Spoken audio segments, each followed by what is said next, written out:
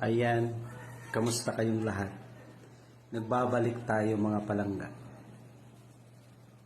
O ito, sabihin nyo na naman sinungaling ako ha. Alam nyo ba, ito ang chismis ngayon. Naglaglaga na ang palasyo. Naglaglaga ng palasyo, di ba? Adami ng mga nangyayari sa loob ng palasyo ngayon. Ngayon, ang tanong mga palangga, meron na bang manunumpa? Meron na bang bagong manunumpa? Abangan, malapit-lapit na ito mga palangga. Pero siyempre, ingat-ingat din tayo mga kababayan na nasa Pilipinas, ingat-ingat ang lahat. Kasi ito ay panibagong pasabog. Abangan ninyo ito mga palangga. Tingnan ninyo. Kasi naglaglagan na sila at nakikita na ang tunay at dapat at karapat dapat na mamuno sa ating bayang Pilipinas. Ang sekreto ay sekreto pala. Ayan na tayo. Kasi alam nyo ba yun? Naalala nyo ba? Sa tatay noon, i-continue mo ang mga nasimulan ko. Pero ngayon wala pang nakikita na mga programa o mga proyekto. Ilang taon na, magtatatlong taon na. Kung inyong napapanood yung sinabi ni Inday, kailan ba nangyari yun? Sabado ba or linggo? Ito lang, bago lang. Di ba sabi nga kailangan magpa-hair follicle test, drug test. Di ba? Ginawa na ng magkapatid yun eh. So anong ginawa? Tumatawa lang. Di ba tinatawanan lang niya? Para talaga maniwala ang mga tao, ang mga mamamayang Pilipino sa ganitong senaryo, dapat mo talagang sundin. Lahat kayo, lahat magpa-hair follicle test or drug test. Lalong-lalo na yung mga buaya dyan na makikita mo ang kanilang mga bilbil. Diba? Nagsitabaan na sila. Pero walang nangyaring proyekto hanggang ngayon. Kaya nagtataka tayo, lalo-lalo na itong mga kapwa nating OFW na nagtatrabaho panay remittance. O diba?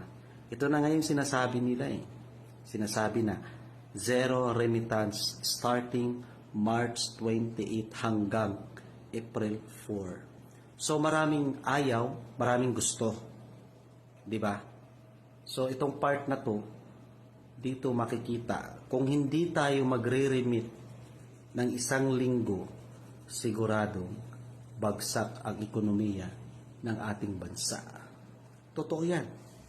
Malaki ang maaring bababa at maaaring tataas ang mga bilihin, ang mga presyo dyan sa Pilipinas. Malaking problema yan. Mayroon pag isa doon na pasalita-salita, nagbabala. Bakit ka magbabala? Para saan? For what? Mararamdaman ng mamamayang Pilipino or nandyan sa Pilipinas. Kasi dyan makikita yung index, yung GPA, yung mga funds, yung mga remittance ay maaapektuhan talaga. Sigurado. Kaya itong sinasabi ko na mayroon ng alam nyo na humanda kayo humanda lahat ng ating mga kababayan na nandiyan dyan sa Pilipinas at kami dito sa ibang bansa. Magsiselebrate tayo. Naway, protektahan ang sino man ang manunumpa sa bansa natin. I-share nyo to mga palangga at sasabihin nyo na naman sa akin na ako ay nag-fake news. Although kumakalat na ang mga fake news sa bansang Pilipinas na pinagsisimula ng mga mainstream media sa pagbabalita na walang katuturan, walang katotohanan. Di ba? Sabihin nyo naman sa akin, fake news. Kasi si Tatay Digong doon nag-seek ng asylum sa China. O ngayon, sinuplak ang GMA ng taga-China. Yan na. Yan na yung sinasabi natin. Diyan na nagsisimula. Ngayon yung mga sinasabing Interpol, pananakot ang ginagawa ng mga yan. Bakit? Ano na naman ang gagawin ng mga Interpol na yan? Saan na naman sila kukuha ng pamasahe, ng mga kung ano-anong gagastusin dyan? Pera ng taong bayan.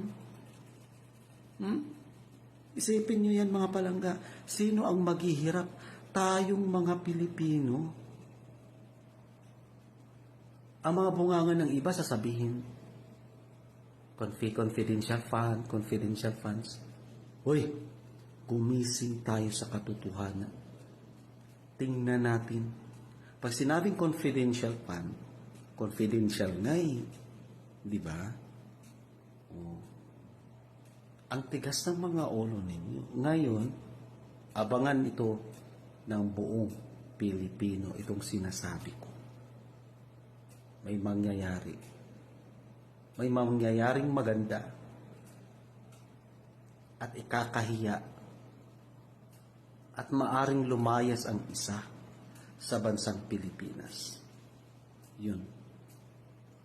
Yun sinabi ko na ha. So good luck sa lahat at mag-ingat tayong lahat. God bless everyone. Share. Bye.